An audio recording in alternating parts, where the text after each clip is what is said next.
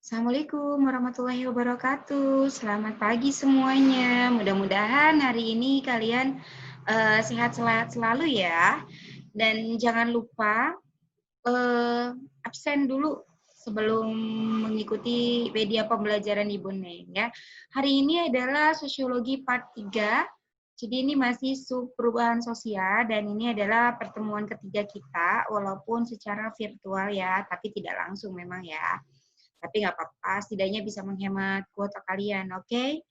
Nah, dan ini bisa ditonton berulang-ulang kali, jadi kamu nggak terlalu banyak kuota yang hilang kayak Zoom meeting gitu ya. Oke, walaupun kita belum bisa berinteraksi ya. Oke, semoga yang penting kalian sehat-sehat selalu di sana. Oke, jangan lupa absen. Oke. Ibu nggak henti-hentinya untuk mengingatkan kalian untuk tugas pertemuan 1 dan pertemuan 2. Jangan lupa sudah ada 2 tugas. Ya, nanti Ibu akan tunjukkan ada berapa tugas yang harus kalian selesaikan di sub perubahan sosial ini. Jadi nanti ada waktu menjelang PUHB, Ibu akan ada jadwalkan kelas 3 datang ke sekolah bergantian membawa buku catatan sosiologi. Jadi tetap walaupun Ibu nggak nyuruh nyatet, tapi catatan kalian akan Ibu nilai seperti biasa kayak kelas 11 dulu ya. Jadi catatan kalian akan Ibu nilai dari dari pas pertemuan 1 sampai nanti perubahan sosial selesai di pertemuan keberapa gitu ya. Oke. Jangan lupa absen. Tadi diingetin lagi ya. Oke, Ibu hari ini akan menjelaskan, kalau kemarin Ibu menjelaskan tentang pengertian perubahan sosial, terus Ibu menjelaskan tentang ciri perubahan sosial ya, kalau nggak salah. Dan sekarang Ibu akan menjelaskan tentang faktor penyebab perubahan sosial. Kita ulang lagi ya, kita refresh lagi bahwa perubahan sosial adalah segala sesuatu yang berubah yang ada di masyarakat. Jadi entah itu kemarin kita udah bahas, ada perubahan kecil, besar, cepat, lambat, direncanakan, tidak direncanakan, progres, ya kan, regres, gitu ya. Dan banyak sekali lagi, ada 9 kalau nggak salah ya. Nah itu bentuk-bentuk perubahan sosial yang harus kalian ketahui dan sudah dengan tugas ya. Jadi yang belum ngumpulin tugas, awas, ayo kuning nanti akan tagih di sebelum PUHB harus lengkap, oke? Nah, untuk mempersingkat waktu, Bu Neng akan mulai menjelaskan tentang faktor penyebab perubahan sosial ya. Oke, di sini Ibu periksa dulu ya. Oke, sambil menunggu Ibu merapikan sedikit ya. Nah, oke, Ibu Neng akan menjelaskan tentang pertama yaitu faktor penyebab perubahan sosial. Nah, di sini ada faktor penyebab perubahan sosial. Yang pertama adalah, kita lihat di PowerPoint ya. Kita lihat. Oke. Sebentar ya. Nah, yang pertama adalah sikap mudah menerima hal-hal baru. Terus yang kedua ada orientasi pada masa depan. Terus ada kontak dengan kebudayaan lain. Ada sikap menghargai karya orang lain dan keinginan untuk maju ya. Majunya sistem pendidikan. Nah, ini ada faktor pendorong perubahan sosial. Sebenarnya masih banyak, tapi Ibu akan ambil kalian minimal mengetahui 5 poin saja gitu ya. Walaupun nanti di dalam kedepannya itu kalau kita nanti ada tugas menganalisa itu akan banyak sekali sebenarnya faktor pendorong perubahan sosial ya. Tapi ini karena kita secara virtual yang penting kalian paham gitu ya maksud Ibu. Ya, faktor pendorong perubahan sosial itu ada yang pertama adalah sikap mudah menerima hal-hal baru. Nah, di sini faktor kenapa sih sikap mudah menerima hal-hal baru itu bisa mendorong perubahan sosial, itu kan yang pasti kan Bu Neng tanyakan gitu ya. Biasanya kalau kita belajar secara interaksi ya, sampai ada yang, oh ibu nggak bisa gitu ya, nggak bisa jawab, nggak bisa ngomong, tapi harus gitu ya. Nah, sikap mudah menerima hal-hal baru ini ketika kita gini, suatu masyarakat akan cepat mengalami perubahan sosial ketika dia mudah menerima hal baru. Contoh, misalnya kalian itu tipe orang yang mudah gitu, ketika ada tren baru, kalian berubah ambil. Ketika ada HP baru, ketika ada sistem baru kalian okekan gitu. Kalian menerima saja gitu tanpa perlawanan. Ya, gitu ya. Jadi itu nggak terlalu sulit, tapi lainnya ketika kalian contoh masyarakat Baduy.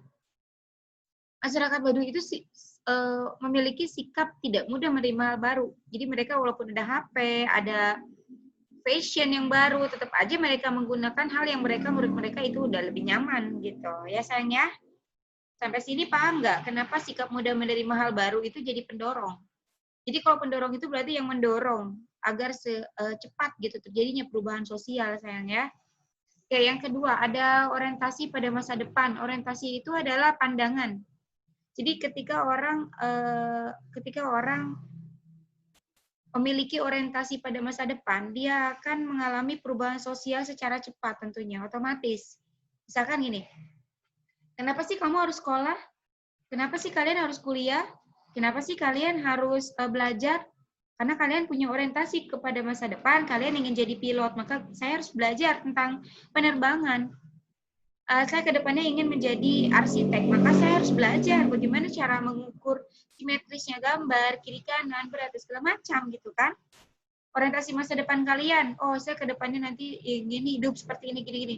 Berarti kan kalian ada hal yang diterima, ada orientasi gitu kan ya sayang ya. Oke, yang ketiga ada kontak dengan kebudayaan lain. Nah, kontak dengan kebudayaan lain ini juga menjadi faktor pendorong seseorang itu mau mengalami perubahan sosial ketika seperti ini. Misalnya orang Jawa nih, orang Jawa didatangi oleh orang misalnya pendatang, turis gitu ya, mau domestik atau non-domestik gitu ya. Nah, itu akan terjadi kontak kebudayaan. Contoh adanya akulturasi. Kalau kita pernah dengar itu ada akulturasi, yaitu pencampuran dua kebudayaan yang tidak menghilangkan budaya aslinya gitu. Contoh ya, kalau kamu ke Candi Borobudur atau ke Candi Prambanan, itu relief-reliefnya atau ukiran-ukirannya itu ada kontak kebudayaan misalnya dengan Ramayana, India atau sebagainya gitu ya. Nah, untuk itu kontak dengan kebudayaan lain. Atau contoh lagi ketika kalian suka drama Korea. Nah, drama Korea ini kan kontak kebudayaan orang Korea. Nah, sekarang banyak nih kayak misalnya di Indonesia restoran-restoran yang berbau masakan Korea. Berarti itu karena ada kontak dengan kebudayaan lain. Makanya hal itu mendorong perubahan sosial di masyarakat. Contoh lagi, kalau kalian belum masuk ya. Contoh lagi ketika kalian sarapan nih, hal mudah deh. Kalau dulu orang Indonesia sarapan misalnya cukup dengan nasi gitu ya. Atau misalkan dengan apa ya, misalnya nasi uduk, toprak gitu ya. Tapi ketika kita menyatu dengan kebudayaan Western, Barat gitu ya, kita biasa merubah pola sarapan kita misalkan dengan roti gitu kan ya, dengan hal-hal yang berbau fast food atau makanan Western gitu ya. Nah itu juga karena akibat adanya kontak dengan kebudayaan lain, maka menjadi faktor pendorong perubahan sosial. Oke, sampai sini gimana? Paham nggak? Kalau nggak paham, kalian boleh tanyakan langsung di kolom komentar Ibu. Jadi kalian boleh tanyakan di kolom komentar Ibu, insya Allah Ibu jawab ya. Oke, selanjutnya yang ketiga itu ada, yang keempat ya, maaf. Yang keempat ada sikap menghargai karya orang lain, gitu ya, atau keinginan maju. Seperti ini, ketika kalian menghargai karya orang lain, maka kalian adalah tipe orang yang open-minded, terbuka. Hal-hal terbuka ini adalah hal-hal tipe manusia yang mau mengalami perubahan sosial, gitu ya. Jadi ketika misalnya kita menghargai, misal gini, Ibu bukan menyetujui ya, misalkan tidak mengiyakan kalian harus setuju dengan hal ini. Contoh sekarang banyak sekali komunitas-komunitas misalkan yang tidak lazim. Contoh misalkan gini, komunitas gay, komunitas lesbi, gitu kan? Atau misalkan komunitas punk rock, komunitas musik aliran Metallica. Itu adalah karya-karya orang lain yang misalkan kita harus menghargai karya orang lain itu gitu. Kita contoh misalkan ketika orang ditato. Nah, orang ditato misalnya dia menato tubuhnya gitu ya, nato tubuhnya seluruh tubuh. Menurut yang ditato ini adalah art gitu, ini seninya aku gitu, seninya aku nih.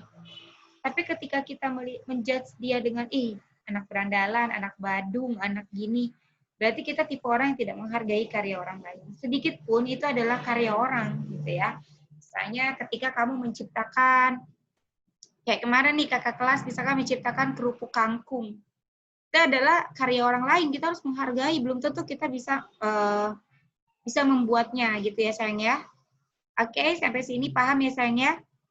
Selanjutnya adalah majunya sistem pendidikan. Nah, ini faktor yang paling ini ya, ibaratnya yang paling sangat mendukung terjadinya faktor pendorongan perubahan sosial. Mendorong perubahan sosial. Misalnya gini, ketika sistem pendidikan maju, maka akan terjadi percepatan pendorong perubahan sosial. Misalnya ya, ketika kita maju nih, sistem pendidikan yang sangat maju gitu ya, nah itu akan membuat faktor pendorong perubahan sosial semakin cepat sayang. Seperti itu. Bagaimana sayang? Sampai sini Ibu hanya menjelaskan sedikit saja, satu slide sudah cukup buat kalian untuk memahami faktor pendorong perubahan sosial. Jadi kalau yang tidak mengerti boleh tanyakan ke Ibu. Tadi Ibu udah bilang di awal, sebenarnya ada banyak nih faktor pendorong, tapi yang Ibu ambil hanya sekitar 5 agar kalian tidak terlalu mumet untuk mengertinya. Oke sayang? Mudah-mudahan pembelajaran hari ini kalian bisa dimengerti ya. Dan Ibu harap Ibu menjelaskan tidak terlalu cepat, tapi kalian bisa memahaminya gitu ya. Cukup satu slide asal kalian lebih paham.